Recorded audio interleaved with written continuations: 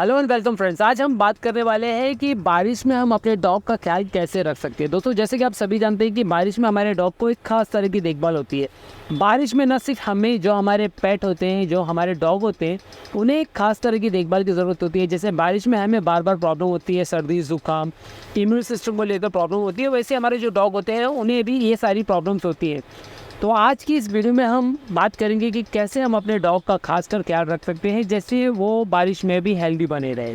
तो दोस्तों, इस वीडियो को शुरू करते हैं बगैर टाइम वेस्ट किए। बट आगे बढ़ने से पहले दोस्तों, अगर आप चैनल पर नए हैं और चैनल को अब तक सब्सक्राइब नहीं किया तो जल्द से जल्द करें। आगे बढ़ने से पहले दोस्तों, मैं आपको इंट्रोड्यूस कराना चाहूँगा कि इस वक्त हमारे पास डॉबरमैन का मेल पपी अवेलेबल है। हम डॉग डीलिंग भी करते हैं।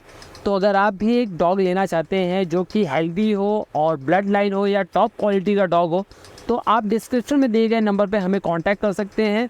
हम आपको डॉग के रिलेटेड सारी इन्फॉर्मेशन प्रोवाइड करते हैं। उनके लिए जो भी बैकअप चाहिए वो सारे बैकअप देते हैं। डॉग डीलिंग के बाद लगभग हम आपसे 1 हफ्ते तक जुड़े होते हैं, तो वो सारी जानकारी हम आपको प्रोवाइड भी करते हैं। उनके डाइट से लेकर, उनकी हेल्थ से लेकर, उनकी सारी चीज़ों को हम आपको टाइम टू टाइम जो है वो गाइड करते रहते हैं। तो अगर आप भी एक डॉग लेने का प्लान कर रहे हैं तो आप हमें डिस्क्रिप्शन में दिए गए नंबर पे हमें कांटेक्ट कर सकते हैं। Thank you. दोस्तों, फूड बहुत ही इंपॉर्टेंट रोल प्ले करता है एक डॉग के हेल्थ के लिए, उनकी ग्रोथ के लिए और बहुत सारी चीज़ों के लिए फूड सबसे इंपॉर्टेंट रोल प्ले करता है। तो ऐसे में हमें फूड में क्या क्या बातों का ध्यान देना चाहिए। दोस्तों, क्या होता है, जो पेट पेरेंट्स होते हैं वो अपने डॉग को 3 से 4 बार फीडिंग करते हैं। खासकर जो छोटे पपी होते हैं उन्हें दिन में 3 से 4 बार खिलाना होता है। जो बड़े डॉग होते हैं वो लगभग 2 या 3 बार मैक्सिमम खाते हैं, लेकिन छोटे डॉग को 3 से 4 बार आपको ज़रूर खिलाना पड़ता है। बट ओवर फीडिंग कभी भी नहीं करनी चाहिए। तो फूड को लेकर सबसे इम्पॉर्टेंट चीज़ है कि आप उन्हें एक टाइम में, जैसे कि आप 3 बार अगर उन्हें फूड देते हैं तो वहाँ पर आपको एक बार में सिर्फ उतना ही फूड देना है जितना वो खा सके।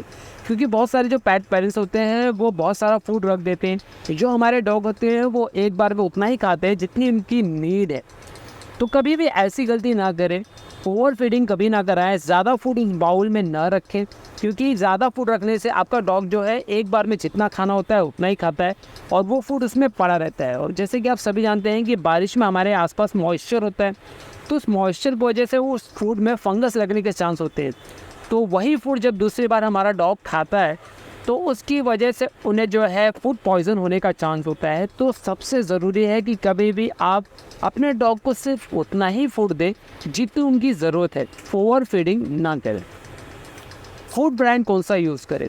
फूड ब्रांड दोस्तों, मैं आपको हमेशा यही गाइड करता हूँ कि कभी भी आप अपने डॉग को सिर्फ ब्रांडेड फूड ही खिलाएं, लोकल फूड ना खिलाएं। क्योंकि बहुत सारे जो हमारे पेट पेरेंट्स भी आते हैं, जो हमारे पास भी आते हैं, उनका बोलना होता है कि भाई हमें जो है लोकल फूड चाहिए, ओपन फूड चाहिए। तो आपकी जानकारी के लिए बता दूं, जो ओपन या लोकल फूड होते हैं वो आपके डॉग के हेल्थ के लिए बहुत अच्छे नहीं होते हैं।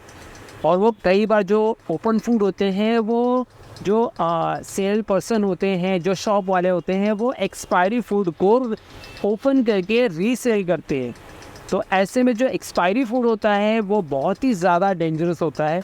इस बात का खासकर ख्याल रखें। कभी भी आप ओपन या लोकल फूड अपने डॉग को ना दें। उनके हेल्थ को लेकर कोई भी तरह का कॉम्प्रोमाइज़ ना करें। ऐसा अगर आप करते हैं तो आप ज़रूर अपने डॉग के हेल्थ के साथ जो है खिलवाड़ कर रहे हैं। इस बात का खासकर ख्याल रखें। तो हम अपने डॉग को जिस बाउल में फूड देते हैं उस बाउल को हर एक बार के बाद हमें अच्छे से वॉश करना ज़रूरी है। क्योंकि बाउल में जब हम फूड देते हैं तो उनमें कई सारे बैक्टीरिया होते हैं, जो दूसरी बार अगर हम उसी में फूड डालते हैं तो ऐसे में भी हमारे डॉग को फूड पॉइज़न होने का चांस होता है। तो हर एक फूड देने के बाद जो सेकंड टाइम अगर आप फूड देने जाते हैं तो उसके पहले आप अपने बाउल को अच्छी तरह से धोएं, इसको सैनिटाइज करें, अच्छी तरह से पोंछें और उसके बाद ही आप उसे जो है फूड सर्व करें। ग्रूमिंग और क्लीनिंग में हमें क्या क्या बातों का ध्यान देना ज़रूरी है। जैसे कि आप सभी जानते हैं कि जो लॉन्ग हेयर वाले डॉग होते हैं, जो बड़े फर वाले डॉग होते हैं, उनको खासकर ध्यान देने की ज़रूरत होती है बारिश में। क्योंकि जो शॉर्ट हेयर वाले डॉग होते हैं उनको लेकर इतना ज़्यादा चिंता की ज़रूरत नहीं होती है, लेकिन जो लॉन्ग हेयर वाले डॉग होते हैं उन्हें एक खास तरह की देखभाल की ज़रूरत होती है। क्योंकि बारिश में मैंने आपको पहले भी बताया कि काफ़ी ज़्यादा मॉइस्चर होता है। तो ऐसे में उनकी बॉडी पर जो है वो पानी की नमी बनी रहती है, जिसकी वजह से उन्हें सर्दी ज़ुकाम होने का चांस होता है, उन्हें स्किन इन्फेक्शन होने का चांस होता है, उन्हें बैक्टीरियल फंगल इन्फेक्शन होने का चांस होता है। ऐसी बहुत सारी प्रॉब्लम्स उन्हें हो सकती है। तो कभी भी अगर आपके पास लॉन्ग हेयर वाले डॉग होते हैं जैसे कि जर्मन शेपर्ड, हस्की, गोल्डन, क्या उनके बालों को छोटा कर दें ताकि बारिश में उनके बाल ज़्यादा बड़े ना हो सके। और बाल अगर ज़्यादा बड़े नहीं होते हैं तो उनके बालों पर पानी ज़्यादा स्टॉप नहीं होता है, रुकता नहीं है, जिसकी वजह से उनके हेल्थ पर ज़्यादा इम्पैक्ट नहीं होता है। नाखूनों को भी काटना ज़रूरी होता है क्योंकि अगर उनके कान में किसी भी तरह का वैक्स होता है या इन्फेक्शन होता है तो उसके लिए वो अपने नाखूनों का इस्तेमाल करते हैं, अपने पंजों का इस्तेमाल करते हैं। और अगर आप उनके नाखून नहीं काटते हैं तो ऐसे में उन जगह पर जो है बार बार खुजलाने की वजह से भी वहाँ पर जो है फंगल इन्फेक्शन या स्किन इन्फेक्शन होने का चांस होता है। तो मेक श्योर बारिश में उनके नाखून हमेशा छोटे रखें। डीवॉर्मिंग और वैक्सीनेशन, दोस्तों बारिश में भी आपको आपके डॉग को डीवॉर्मिंग समय समय पर करना होता है। बात करें अगर वैक्सीनेशन की तो बहुत ही ज़्यादा ज़रूरी है क्योंकि जो हमारे डॉग होते हैं बारिश में उनका इम्यून सिस्टम बहुत ज़्यादा वीक हो जाता है। और इम्यून सिस्टम अगर वीक होता है तो ऐसे में जो हमारे डॉग है वो बार बार बीमार होने लगते हैं, बार बार उनका हेल्थ जो है वो डाउन होने लगता है, जिसकी वजह से उनकी ग्रोथ पर बहुत ज़्यादा इम्पैक्ट पड़ता है। तो मेक श्योर बारिश में आप उनकी वैक्सीनेशन कराएं क्योंकि वैक्सीनेशन लोगों को नहीं पता होता है कि वैक्सीनेशन एक्चुअली कैसे वर्क करता है।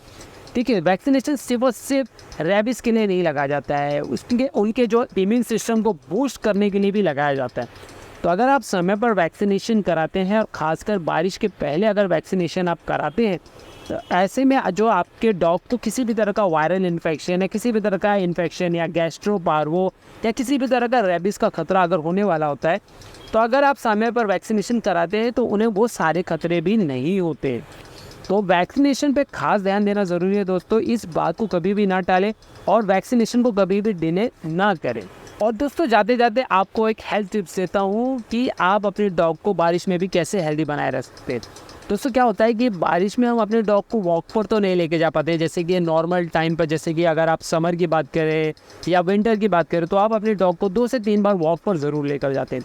बट बारिश में ये पॉसिबल नहीं हो पाता है क्योंकि आसपास काफ़ी ज़्यादा पानी होता है। तो वैसे में हम उनके हेल्थ का ख्याल कैसे रखें, मैं आपको गाइड करता हूँ कि कैसे हम उनके हेल्थ का ख्याल रख सकते हैं। आप घर में ऐसे टॉयज़ रखें जिससे वो एक्टिविटी कर सके, उससे वो बॉडी पे कार्डियो कर सके, किसी तरह का वार्म अप कर सके। तो अगर आप ऐसा चूइंग टॉय या ऐसा प्लेइंग टॉय घर में रखते हैं तो उससे वो खेलते कूदते रहते हैं, उनकी बॉडी जो है वो कार्डियो करती रहती है, उससे वो उनकी बॉडी जो है हेल्दी बनी रहती है। तो घर में कभी भी तरह का ऐसे तरह का टॉय रखें जिससे वो खेल कूद सके, घर में ही थोड़ा सा एक्टिविटी, नॉर्मल एक्टिविटी कर सके। तो अगर आप घर में छोटी मोटी एक्टिविटी कराते रहते हैं, थोड़ा सा कार्डियो कराते रहते हैं तो आपकी डॉग की बॉडी जो है वो हेल्दी बनी रहती है और जल्दी बीमारी लगने का चांस नहीं होता है। तो ये था दोस्तों हेल्थ टिप जो कि आपके लिए जानना ज़रूरी है। अगर आप बताई हुई सारी बातों को फॉलो करते हैं तो बारिश में भी आप अपने डॉग का ख्याल रख सकते हैं। तो आज का वीडियो दोस्तों बस इतना ही है। आई होप दोस्तों ये वीडियो आपको पसंद आया होगा और अगर मेरा वीडियो पसंद आया हो तो लाइक कीजिएगा, अपने दोस्तों में शेयर कीजिएगा और सब्सक्राइब ज़रूर कीजिएगा। मिलते हैं अगले वीडियो में कुछ नए टॉपिक के साथ, तब तक के लिए जय हिंद।